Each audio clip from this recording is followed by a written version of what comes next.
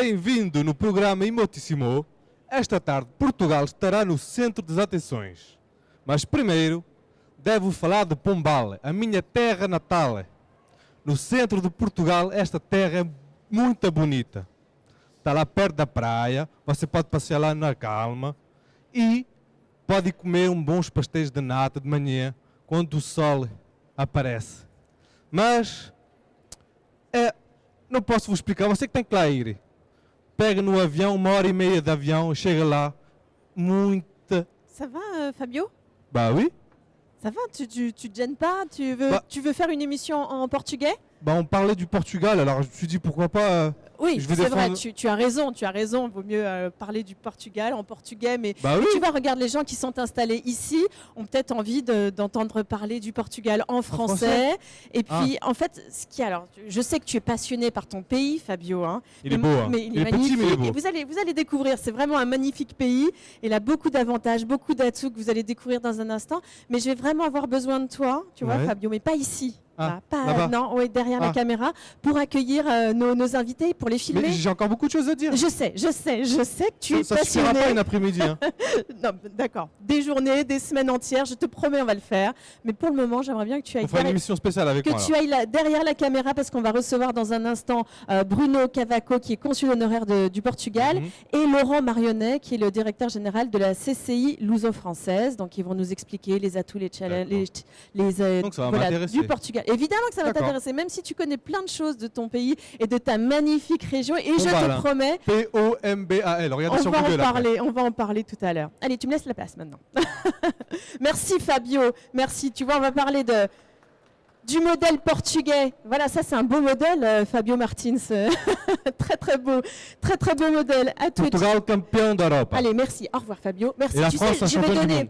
je vais donner le programme parce qu'il y a beaucoup de monde. Donc, vous l'avez compris, c'est une après-midi complètement dédiée à l'investissement au Portugal. Nous allons recevoir dans quelques instants, après cette première émission, Adrien Blacher qui nous parlera de s'installer ou investir au Portugal, quels avantages, quelles étapes clés. Ensuite, on parlera avec Xavier Mille de 1000 Habitat. Et puis, on poursuivra avec le Portugal, première destination des investisseurs, avec Maître Mathilde Soucena, qui nous donnera donc tous les détails pour investir à Porto et à Lisbonne et dans d'autres régions.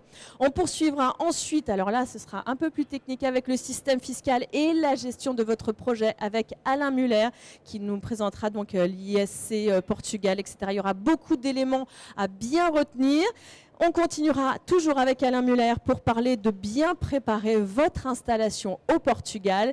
Et on terminera avec Philomena Pontes Lecoul. J'espère que je dis bien son nom. Elle nous le dira dans un instant. Elle nous parlera d'autres régions en avenir pour l'investissement au Portugal. Et encore un peu de fiscalité, de démarche pour votre installation. En tous les cas, vous allez tout savoir pour investir au Portugal. Mais tout de suite, je demande à Bruno Cavaco, consul honoraire du Portugal, de venir me rejoindre ici sur cette table, et Laurent Marionnet, donc le directeur général de la CCI luso-portugaise. Bonjour messieurs, installez-vous. Donc nous allons parler du modèle portugais, les atouts et les challenges. On va commencer avec vous, Bruno Cavaco. Vous allez nous vanter les atouts du Portugal. Quels sont-ils ? Ils sont nombreux, mais permettez-moi, étant ici à l'île Grand Palais, de rendre hommage à un ami qui malheureusement est décédé cette nuit, qui est Alors Pierre bien de, fort dans le micro Pierre- qu'on vous entende. Pierre de Saint-Ignon. Voilà, je Oui. tenais à lui rendre hommage parce que j'ai tellement de souvenirs ici avec lui. Voilà. Alors le Portugal, oui effectivement, quand vous avez 300 jours de soleil par an, que vous avez aussi une accessibilité très facile. Vous savez qu'on a Guéquin pas très loin. Nous avons 3 lignes aériennes pour Faro, Porto et Lisbonne. Nous avons aussi c'est un pays qui est très accueillant. Voilà, on y mange bien d'une façon variée, donc c'est aussi important. D'ailleurs, en parlant de manger bien, il y aura peut-être une surprise pour vous, hein, tous ici, toutes celles et ceux qui sont ici. Il y aura un food truck qui va venir s'installer et qui vous gracieusement découvrir de la charcuterie et du Portugal, du fromage du Portugal. Voilà, une petite dégustation. C'est offert par l'organisateur, donc ça c'est Voilà, c'est un pas food mal. truck d'ailleurs de Christophe Paradès, qui a même remporté d'ailleurs le prix du food truck européen, il faut le savoir. Donc D'accord. c'est une idée très originale, effectivement. Et on voit qu'évidemment, depuis qu'on a des millions de touristes français au Portugal, ils veulent retrouver aussi les culinaires portugais. Et c'est vrai que ça doit expliquer d'ailleurs le succès des restaurants et de ce food truck qui est vraiment dédié effectivement aux spécialités portugaises. Donc la qualité de l'alimentation là-bas, le goût, donc c'est déjà un atout aussi. Pays aussi très sûr, voilà, puisque vous savez que c'est le taux de criminalité au Portugal est le plus bas d'Europe. Voilà, donc c'est aussi, on va dire, un attrait pour le Portugal. Et on pourrait citer aussi, bien évidemment, et c'est le lieu du salon, les affaires qu'on peut faire dans l'immobilier. Voilà, et je pense que Laurent en dira quelques mots et encore mieux que moi. Évidemment, on peut encore aujourd'hui trouver, par exemple, les destinations les plus prisées, c'est Lisbonne, Algarve et Madère. Par exemple, on peut encore trouver dans le sud du Portugal une villa à 400 000 € avec piscine. Voilà, vous imaginez le même bien sur nos côtes Oui, les en bas de la tarifs, France, et ça n'a rien à voir. Voilà. les Donc, tarifs sont encore voilà. très et bien attractifs. évidemment aussi tout ce qui est aussi attraits fiscaux, puisque vous savez quand vous êtes retraité, notamment de la fonction privée, vous pouvez défiscaliser pendant 10 ans effectivement vos retraites et vos revenus. Voilà. Donc évidemment, ça, ce sont des avantages qui attirent le tarif les prix de l'immobilier qui sont un peu en hausse, mais qui sont encore très attractifs. Et puis toute cette défiscalisation dont on parlera tout au long de cet après-midi pour que vous puissiez comprendre sur les investissements, notamment le RNH, l'ISF, etc., qu'il n'y a pas d'ailleurs. Et donc il y a plein de choses comme ça à découvrir. Tout à fait. Puis alors, c'est vrai que bon, Portugal, on dit, c'est sa destination privilégiée de nos retraités, mais pas que. Hein. Il y a aussi des jeunes actifs qui décident aussi d'aller vivre et travailler au Portugal. Donc, effectivement, c'est un pays, notamment, hommage à Pierre, le digital. Vous savez, depuis le Web Summit à Lisbonne, le Portugal est devenu très attractif pour notamment les startups. Les startups. On va enchaîner tout de suite avec vous, Monsieur Marionnet. Vous allez nous expliquer déjà la Chambre de commerce et de l'industrie luso-française. Présentez-la nous, déjà, cette chambre. Bien, là, bonjour à tous déjà. La Chambre de commerce luso-française est une institution, une vieille dame, j'ose dire, dans le paysage institutionnel du Portugal, puisqu'on est à Lisbonne depuis un peu plus de 130 ans. On fait partie d'un réseau de chambres de commerce françaises à l'étranger qui est un réseau privé. Souvent, on fait une petite confusion. On s'appelle Chambre de commerce, on a le même logo que nos cousines françaises. Mais la grande différence, c'est que nous, on est une entreprise de droit local. Et notre objectif, c'est d'aider les entreprises françaises à s'implanter ou à faire des affaires au sens large au Portugal. Donc on accompagne sur trouver des clients, trouver des sous-traitants, créer les sociétés, accompagner sur toutes ces démarches. Oui, les accompagner. Quels Voilà. sont les chiffres ? Alors, les chiffres du Portugal, vous savez que le Portugal a traversé une crise économique très importante, mais que les gouvernements successifs ont su mener des réformes et aujourd'hui tirent les fruits de ces réformes. Donc les chiffres, on est à un taux de croissance qui est pour 2018 à 2,1%, un taux de chômage qui est en baisse rapide puisque là on est à 6,7%. Alors qu'on était au plus fort de la crise à quasiment 20%, donc c'est important. C'est pas complètement réglé, mais c'est en cours quand même. 6,5, voilà. Ça fait rêver d'autres pays. Hein. Ça fait rêver d'autres pays. Le taux de croissance aussi est un des plus importants européens. Pourquoi ? Parce qu'il y a des secteurs qui marchent bien, et Bruno le disait tout à l'heure, il y a notamment l'immobilier qui est une locomotive de l'économie portugaise, le tourisme, mais d'autres secteurs de l'économie peut-être dont on parlera tout à l'heure. Quelles sont les infrastructures qui sont mises en place pour les entreprises ? Pour les entreprises, il y a tout un paysage et un écosystème qui est très important. Déjà, moi, ce que je voudrais souligner, c'est le dynamisme économique qu'on retrouve au Portugal. Moi, ce qui m'a surpris, ça fait 5 ans que je suis installé là-bas, et quand je me suis installé, j'ai vu qu'il y avait un dynamisme vraiment phénoménal des autorités locales pour aider les entreprises à s'installer, mais aussi des Portugais eux-mêmes qui sont très dynamiques. L'écosystème, il est très développé. Déjà, les infrastructures au Portugal, pour les gens qui connaissent, on a évidemment tous les moyens de transport, moyens de communication qui sont très développés, voire même dans certains secteurs plus qu'en France. Oui, sur le digital. Sur le digital, ils sont parfois très en avance. Le système éducatif aussi est très bon, et avec une formation notamment des ingénieurs. Hein, le Portugal a le taux le plus élevé en Europe de formation d'ingénieurs. Donc c'est aussi un signe important. Une main-d'œuvre très qualifiée. Et une main-d'œuvre donc qualifiée et à des coûts qui sont. Alors moi je refuse qu'on parle du Portugal comme un pays low cost, mais quand même avec des coûts d'approche et des coûts de fonctionnement qui sont quasiment 2 fois moins chers qu'en France. Bon, après, c'est sûr que le coût de la vie est déjà moins cher. Hein. Vous me confirmez, Monsieur Cavaco, que le coût de la vie là-bas est Tout à fait. Pour un plus couple abordable. de retraités, par exemple, effectivement, leur pouvoir d'achat va augmenter de 20% en moyenne. Donc vous imaginez aussi, avec 300 jours de soleil par an, les coûts aussi d'énergie sont forcément plus faibles aussi. Oui. Donc oui, il y a un avantage. Mais c'est vrai ce que dit aussi, ce qui est très intéressant aussi au Portugal, c'est qu'ils ont à la fois maintenu des métiers traditionnels que nous, on n'a plus. C'est pour ça que d'ailleurs, la filière textile, par exemple, du Nord est très intéressée par le développement durable, la production durable au Portugal. Mais aussi, effectivement, ils ont des centres de formation et aussi des universités qui, effectivement, produisent des potentiels de très haut niveau, et notamment dans l'intelligence artificielle. Et c'est vrai qu'aujourd'hui, vous savez que dans les métiers, notamment du digital, il manque cruellement aujourd'hui de talents. Et c'est vrai que le Portugal produit, effectivement, des jeunes très bien formés, qui sont aussi polyglottes. L'avantage aussi du Portugal, c'est qu'effectivement, les jeunes maîtrisent les langues étrangères de façon effectivement excellente. Et donc, du coup, c'est un atout aussi Les anciens d'attractivité. parlent bien français aussi. Alors, il y a plus de 45 ans, on dit souvent, parce qu'avant, le français était la langue vivante 1. Et c'est vrai que ça s'est un peu perdu pour l'anglais.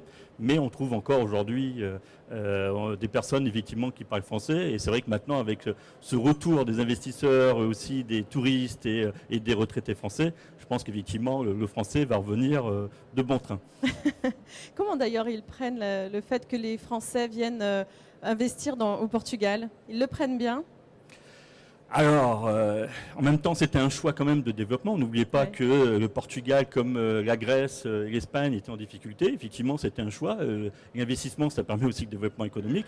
Et bien évidemment, il faudra être vigilant à la bulle immobilière et qu'on sorte aussi que les gens, les habitants portugais, puissent effectivement trouver des locations qui soient adaptées effectivement en fonction de leurs revenus.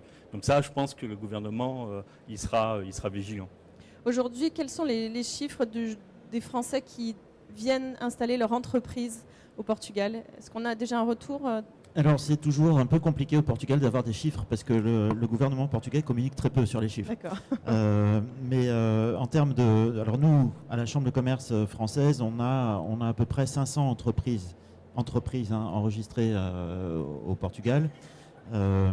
Mais des Français, on estime qu'il y a un peu plus de 50 000 Français installés au Portugal.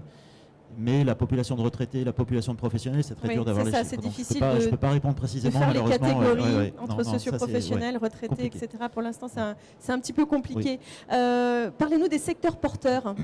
Alors, secteur porteur, évidemment, on parlait bien évidemment de l'immobilier. Là, je confirme ce que disait Bruno tout à l'heure. C'est vraiment un secteur en plein développement, avec ses atouts, mais aussi les challenges, et notamment au niveau de la population locale, puisque les prix de l'immobilier, notamment à Lisbonne, augmentent très fort. Mais il y a encore d'excellentes opportunités et beaucoup de développement à faire. Il y a de belles régions aussi. Il y a de belles régions. Toutes les régions du Portugal ont leurs atouts, donc ça, il n'y a pas de souci là-dessus. Le tourisme, bien évidemment. Le tourisme, ça a été l'effet déclencheur, en fait, du redémarrage du Portugal. Pourquoi? Parce qu'au moment où les réformes ont été menées par le gouvernement portugais, il fallait une petite étincelle qui fasse redémarrer l'économie. Et il se trouve que le Portugal a bénéficié d'un contexte international qui était favorable. C'était au moment des printemps arabes et au moment où des attentats en France. Et donc, tous les touristes, et notamment les touristes français, se sont dit où est-ce qu'on peut aller dans une destination pas trop loin, où il y a du soleil et où c'est pas trop cher? Et c'était le Portugal. Et donc ça a commencé un peu comme ça, et finalement, avec un peu un effet de bouche à oreille, le tourisme se développe de façon à vitesse grand V, et les statistiques explosent tous les jours, à tel point qu'aujourd'hui, le secteur du tourisme, ça représente à peu près 10% du PIB du Portugal.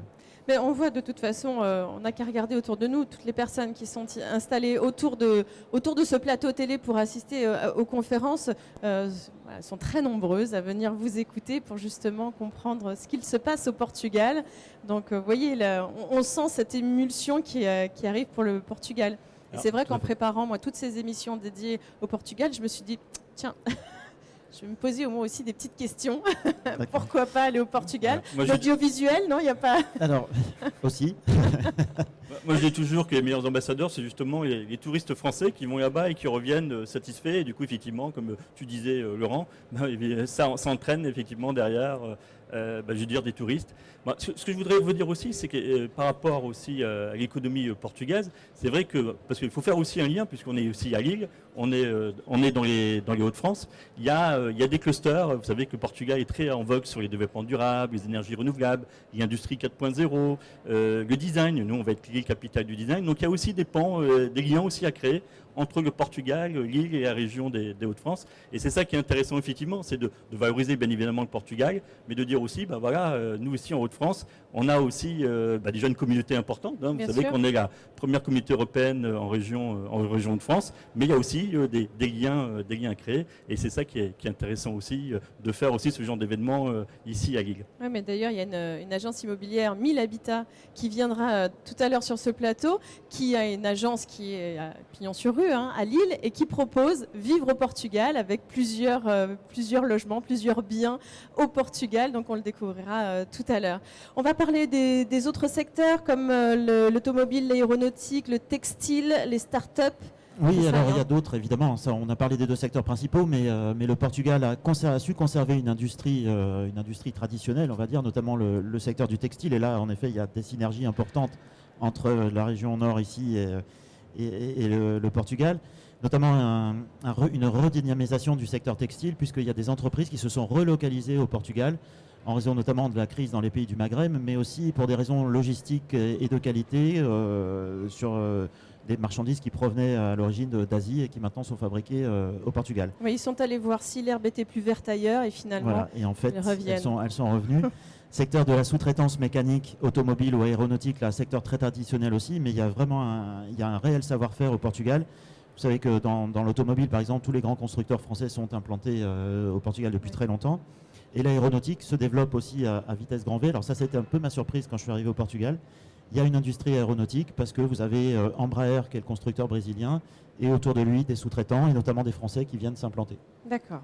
Voilà. Rappelez peut-être aussi que la région Hauts-de-France, c'est la première région dans la construction automobile et que nous-mêmes, on a un équipementier automobile portugais qui s'appelle Simoldes Plastico. Et donc, effectivement, les Portugais ont très bien identifié aussi notre région sur la partie effectivement automobile. Donc, il y a des synergies, effectivement, encore à créer sur ces secteurs. J'imagine qu'il y a beaucoup de villes dans le nord jumelées avec des villes du Portugal. Oui, on a Roubaix. Les plus grosses communautés, bien évidemment, c'est Roubaix-Tourcoing. Donc, Roubaix avec Covilla, Guimarães avec Tourcoing.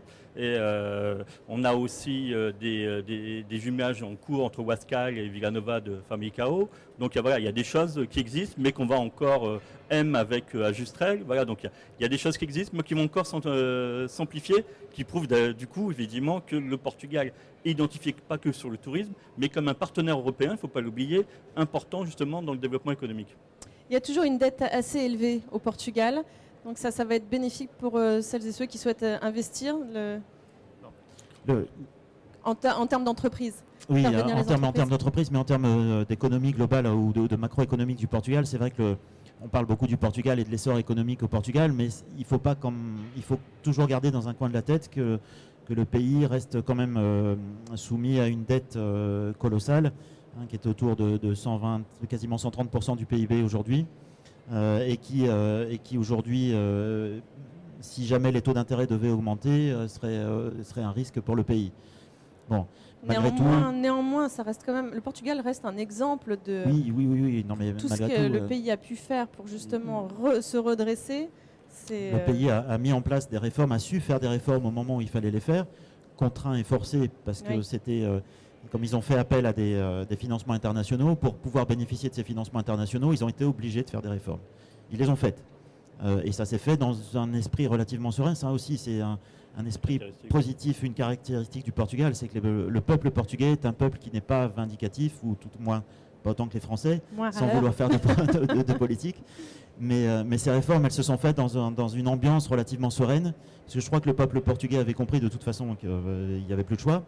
Et de toute façon, c'est pas dans leur mentalité de faire des grèves ou de faire la révolution. Donc, et ils ont surtout compris qu'il ne fallait pas assommer la population de taxes. Alors, oui et non, parce que malheureusement, dans ces conditions difficiles économiquement, le gouvernement a quand même augmenté les impôts. il faut bien savoir que si on paye des impôts normalement au Portugal, les taux d'imposition sont parfois plus élevés qu'en France. Donc les Portugais au Portugal payent beaucoup d'impôts, mais néanmoins attirent la population étrangère à venir s'installer avec des réductions fiscales. Parallèlement à tout ce qui a été mené, toutes les réformes qui ont été faites, vous avez aussi des incitations qui ont été faites pour attirer les investissements étrangers, investissements d'entreprises, mais aussi investissements de particuliers, notamment dans le secteur de l'immobilier. D'accord, mais finalement c'est collectif.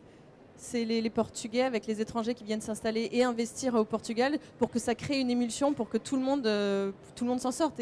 Oui, mais il y a vraiment, en fait, c'est une émulsion, c'est ça. Il y a un dynamisme, encore une fois, mais collectif. C'est pas chacun de son côté. Non. Et chacun a bien pris conscience que de toute façon, pour s'en sortir, il fallait se bouger. Le gouvernement ou l'État portugais est arrivé à un stade de quasi-cessation de paiement. Donc en fait, il y a peu d'aide au Portugal. Ça, il faut bien le comprendre. L'État n'a pas d'argent. Donc il n'y a pas d'aide. Et pour s'en sortir, les gens sont obligés de se bouger et de créer leur business ou de faire des choses. Donc, et ça a créé tout un dynamisme, y compris dans les populations de jeunes. Et c'est ce qui a aussi donné le démarrage au secteur des startups, parce que les jeunes ont créé leurs propres emplois et ont créé des startups. Et le gouvernement a très vite compris, les autorités de Lisbonne notamment, mais aussi à Porto ou dans le nord du Portugal, ont très vite compris qu'il fallait mettre un écosystème pour favoriser ce développement économique. Quels seraient les arguments que l'on pourrait donner aux personnes qui souhaitent s'installer au Portugal, créer leur entreprise? Je ne parle pas forcément des retraités, mais des actifs. La première chose, qu'on soit particulier ou entreprise, je crois qu'il faut déjà bien se préparer. Ça, c'est quelque chose de primordial.